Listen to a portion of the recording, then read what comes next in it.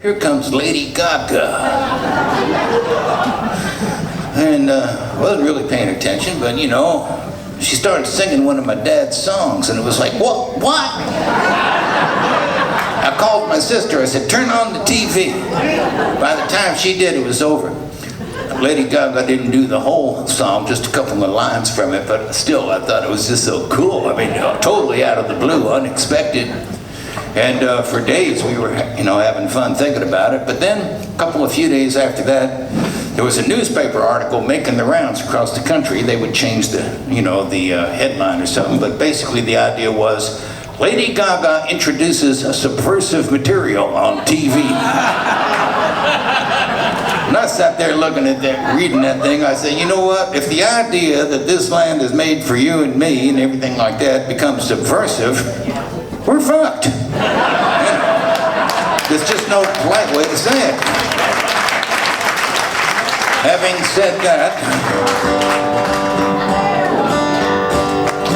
as I went walking that ribbon of highway, I saw above me an endless skyway. I saw below me a golden valley. This land was made for you and me.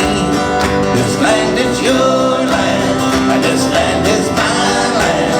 From California to the New York Island, from the Redwood Forest to the Gulf Stream waters, this land was made for you and me.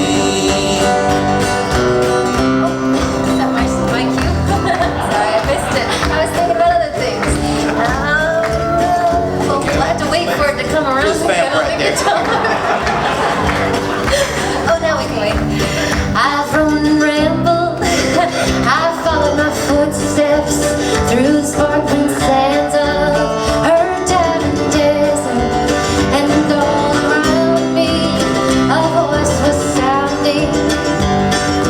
This land was made for you and me. This land is your land, and this land is my land. From California to the New York Island, from the Redwood Forest to the Gulf Stream waters, this land was made for you and me. That's funny, Shirley.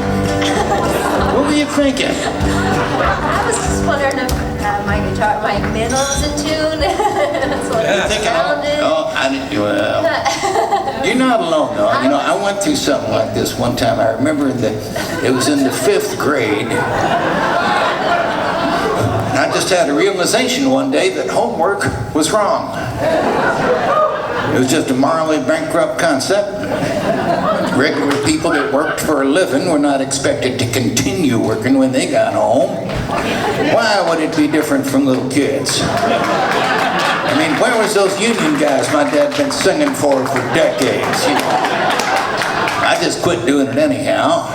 We didn't have a name for it back then, but it came to be called civil disobedience. And my mom didn't know what to make of it. She took me out of the regular school I was in, put me in one of these progressive schools so that I would presumably progress. And I walked in the first day of that new school, and the kids were standing up at the assembly in that morning, and they were singing, "This land is your land." I was the only one there that didn't know the words. Nobody told me that stuff was famous outside of our house. When you're a kid, you don't think of stuff like that. So I ran home, tears in my eyes, told my father what had happened. And he made me bring him this little guitar that he'd given me on my 5th birthday, which I still have. And he showed me the chords out there in the backyard. And when I had that much done, he taught me the verses everybody was singing. There was 3 of them, and I learned them. And when I had that much done, he sang me some verses nobody had ever heard before. And I learned them too. And I was singing them for years and decades back in the days when nobody had heard them before. Although anybody can find them now, so I don't sing the whole thing. But I will leave you tonight with the last verse I ever heard my father sing for me. It goes something like this. Nobody living can ever stop me as I go walking my freedom highway. Nobody living can make me turn back.